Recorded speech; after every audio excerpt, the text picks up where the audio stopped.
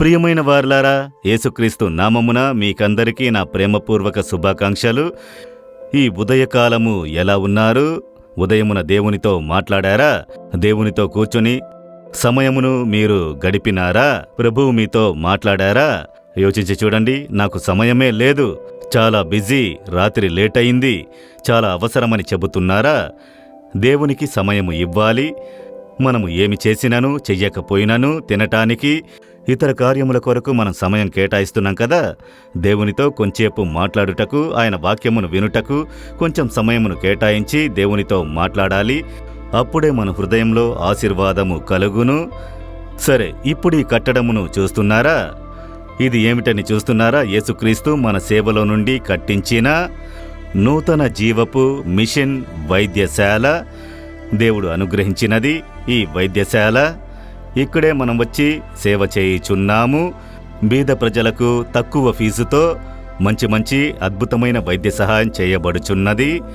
ప్రతి శుక్రవారము ఉచిత వైద్య శిబిరాలు ఇక్కడ జరిపించబడి ఉచితముగా పేద ప్రజలకు వైద్య సహాయము చేయబడుచున్నది. ఇది దేవుడు కట్టిన ఒక కార్యము. దేవుడు ఇక్కడ అనేక ప్రజలను ఆశీర్వదిస్తున్నారు, మేలు చేస్తున్నారు. దేవునికి స్తోత్రములు కలుగునుగాక. సరే, ఈ స్థలంలో నుండి నేను మీతో మాట్లాడడం నాకు చాలా సంతోషము. ఇప్పుడు దేవుడు చెప్పే ఒక మాట ఏమిటంటే, ఒక ప్రార్థన. ఈ దినము ఒక దైవజనుడు తన ఇంటి కొరకు, కుటుంబము కొరకు ప్రార్థించే ఒక ప్రార్థన గురించి వేదంలో చెప్పబడి ఉన్నది మీకు చెప్పబోతున్నాను. 2వ సమూయేలు 7వ అధ్యాయము 29వ వచనములో, నీ ఆశీర్వాదము నొంది నా కుటుంబము నిత్యము ఆశీర్వదింపబడునుగాక. దావీదు అనే ఒక భక్తుడు దేవుని వైపు చూసి ఒక చక్కని ప్రార్థన చేస్తున్నారు. దావీదుతో దేవుడు చెప్పారు, నీకు నేను ఇల్లు కట్టించదనని. దేవుడు వాక్కునిచ్చి దాన్ని నెరవేర్చారు. దేవుడే ఒక ఇల్లు కట్టిస్తే ఎలా ఉంటుందో కదా. దావీదుకి దేవుడింటిని కట్టించి ఇచ్చారు. మీకు సొంత ఇల్లు లేదా? సొంత ఇల్లు ఉంటే బావుంటుందని అనుకుంటున్నారా? దేవుణ్ణి అడగండి. దేవుడు తప్పక అవన్నీ అవసరం కదా. జీవించుటకు ఈ లోకములో ఉండుటకు ఒక ఇల్లు అవసరము. దావీదుకు దేవుడు ఇల్లు కట్టించి ఇచ్చారు. అప్పుడు అతను ప్రార్థించుచున్నారు, దేవా, మీ ఆశీర్వాదమును బట్టి మీ దాసుని ఇల్లు ఎప్పుడూ ఆశీర్వదింపబడునుగాక. ఇంటికి మనం ఏది ఆశీర్వాదమని అనుకుంటున్నాము? చాలా వస్తువులు ఉండాలి కదా. సోఫా సెట్ ఉండాలి, డైనింగ్ టేబుల్ ఉండాలి, టీవీ ఉండాలి, వాషింగ్ మిషన్ ఉండాలి, ఫ్రిడ్జ్ ఉండాలి, వస్తువులన్నీ నిండి ఉండాలి. ఇల్లు ఆశీర్వాదంగా ఉండాలని అన్నీ ఉండి సమాధానము లేకపోతే, ఇంట్లో జీవించే వారికి ఏక మనసు లేకపోతే, ఒకరి ఎడల ఒకరికి ప్రేమ లేకపోతే ఏం ప్రయోజనం కదా.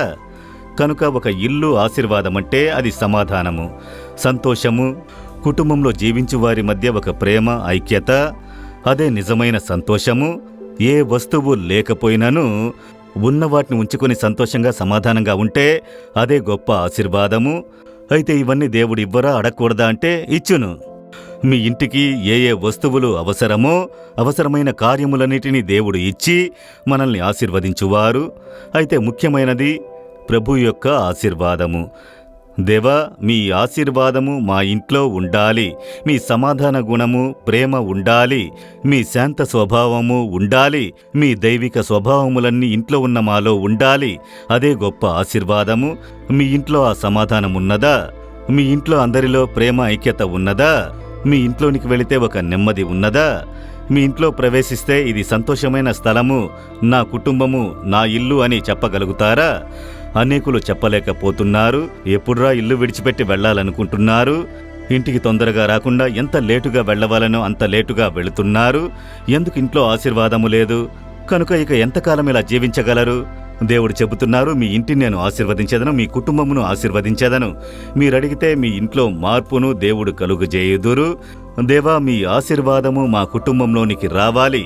ఆ సమాధానము రావాలి, ఏక మనసు రావాలి, ప్రేమ, ఐక్యత రావాలి. ఆ ఆనందము మా ఇంట్లో ఉండాలి. మీరు మా ఇంటిని ఆశీర్వదించుడి, కుటుంబముని ఆశీర్వదించుడని ప్రార్థించుడి. తప్పక మార్పు కలుగును. లేదండి, ఎంతో ప్రయాసపడి చూసినాను, ఒకదానితో ఒకటి ఏకీభవించనంటున్నది చాలా సమస్య అని అనుకుంటున్నారా? దాని కారణము సాతానుడు. మనం సంతోషంగా ఉండటం వానికి ఇష్టం లేదు. మన కుటుంబమును డిస్టర్బ్ చేస్తూ ఉండాలి. కనుక మీ ప్రార్థన మాత్రమే దానికి వెసులుబాటు కలుగజేయును, భద్రతనిచ్చును. ప్రతిదినం ప్రార్థన చేయండి, ఆసక్తిగా ప్రార్థన చేయండి. కుటుంబముగా మీరు ఒక 20 నిమిషాలు పాటలు పాడి స్తుతించి ప్రార్థించి చూడండి. ఇంట్లో అద్భుతమైన మార్పు కలుగును. ఇప్పుడు దావీదు వలె ప్రార్థించుదాం. దేవా, ఇంతవరకు ఎలాగైనా ఉండనిమ్ము. నేటి నుండి మా ఇల్లు, మా కుటుంబము మీ ఆశీర్వాదం వల్ల ఆశీర్వదించబడాలి. మేము మీకు సొంతము, మా ఇల్లంతా మీకు సొంతము. మీరు ఆశీర్వదించుడి. ప్రార్థించదరా? ఆసక్తితో ప్రార్థించండి. చూద్దాం. దేవా, మీ ఆశీర్వాదం వలన మా ఇల్లు, మా కుటుంబము ఆశీర్వదించబడాలి. సమాధానము, సంతోషము, ఏకమనసు, ఐక్యత అన్నీ మా ఇంట్లో కనబడాలి.